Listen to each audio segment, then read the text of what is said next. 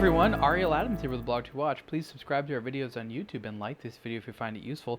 This is a review of the HYT H4. This is the new watch from HYT for 2015, and the specific version of the H4 is the H4 Gotham. It's a limited edition of 50 pieces, and what's unique about the Gotham is the colors and the materials that they use. But the H4 is going to be sort of a new ongoing collection. So HYT is the company that uses liquid in order to indicate something on the dial. So you see here there's this tube going around the periphery of the dial. It's actually filled with a red liquid, and it's used to indicate the hours. So here you can see it's just past 3, so it's sometime in the 3 o'clock hour. Here in the middle you have a traditional minutes indicator. Here you have a power reserve indicator, and here you have a disc which is a subsidiary seconds dial, which indicates the seconds, but you know it doesn't have a specific point where you know it's like 0. So essentially it's going to operate as a what they call a running seconds dial. Just adds a little bit of movement to the dial. So the H4 is essentially a combination of the H1 and the HYT skull, which created this larger case without the crown guard that they used to have here. This case is large, it's 51 millimeters wide. The H1 was by no means a small watch at almost 49 millimeters wide, but this is even bigger. So this is a very large wearing watch, and I'll put it on in a second. What they also did is they took this same movement from the H1, but they skeletonized it. So for the first time, you have a little bit more skeletonization. The original H1, of course, you could see parts of the movement, but there's even more here, and I'll show you on the back. So the Gotham version of the H4 has a 3D PT, 3D TP carbon case. That's a carbon material. I guess it's an industrial carbon material that they use for various types of things on, I think, like on sailing ships and things like that. It's very cool. Carbon has become quite a popular material in some sort of high-end modern sport watches or luxury sport watches. Brands, you know, from Richard Mille to Panerai to HYT and others are using carbon. It's not carbon fiber, but of course it's related because it is a thing where they use layers of carbon here, and then they cut it using a CNC machine. So you get a really precise cut, and it's also very light. For a 51 millimeter wide watch, it doesn't wear like this. I'm going to open the strap here for a second.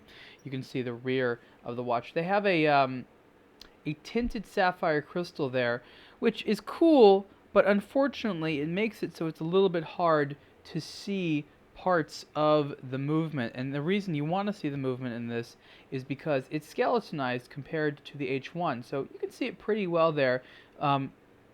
But there's definitely some skeletonization there, and it's cool. So you see these two cylinders here. These are, you know, they call the bellows, and these control the movement of how the liquid moves. So this is interesting. I'm going to show you how this works here. It's a pretty cool system. You have to be a little bit gentle with it because it doesn't operate like other ones where you have to create pressure that moves the liquid. So I'm going to move the time slowly here back, and you can see how the hour indicator liquid is slowly moving backwards there. And so if I do it fast, it takes some time for it to catch up. So that's why I'm doing slow. And then you can move it back. And it'll essentially go like that until it gets here. And we'll see what happens when it gets all the way down.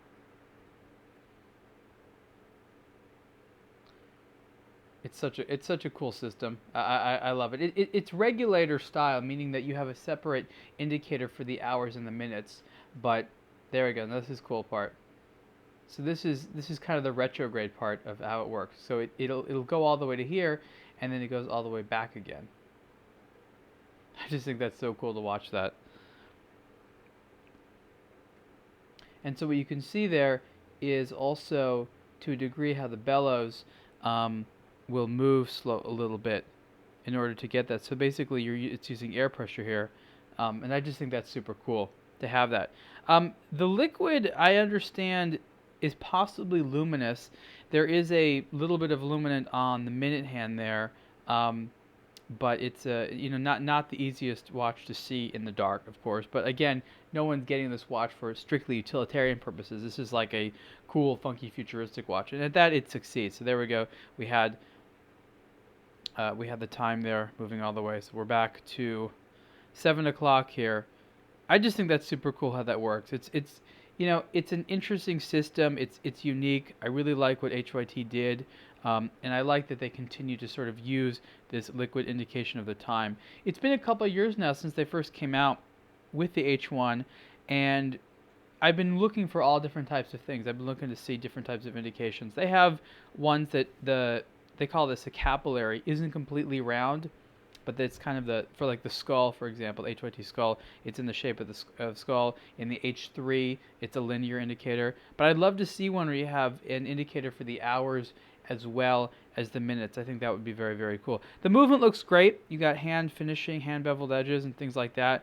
So there's a combination of these ultra modern elements as well as sort of the traditional watchmaking thing, which people definitely enjoy. So let's put this thing on again. This is the 51 millimeter wide watch, which, if you think about it, like that's huge, but that's also the same size as, say, like a Casio Pro Trek. So it's not that no one can wear this size, but it definitely is big. This strap is kind of interesting because it's a special like rubber with like Nomex inside, and it feels really fantastic. I mean, it feels great. But they did something that which is a little strange, is they gave it kind of this faux alligator pattern. It's not alligator, so it feels great, it looks great, it wears comfortably. I just don't know why HYT decided to put this faux alligator pattern. I mean, this is an expensive watch. This is not something cheap, so if they wanted to have alligator, just have it alligator or have it something else.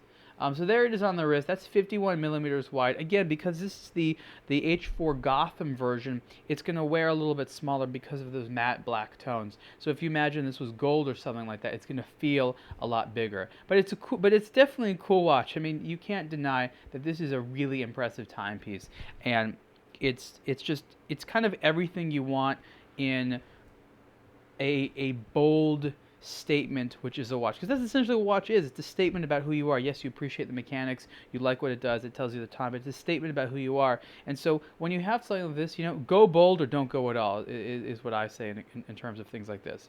So this is the HYT H4. The specific version is the H4 Gotham. It's a limited edition of 50 pieces. It is the first H4 to come out. And there will be, of course, future versions of the H4 with, again, different materials. There'll probably be a titanium case, a gold case, possibly other colors of this carbon. Very interesting piece. I don't have the price offhand right now. I don't want to guess. I'm guessing in the $50,000 to $60,000 range, but please read the review, or I'll try to put it down in the description of the video below of what the exact price is. But you can see the full review on aBlogtoWatch soon. Thanks.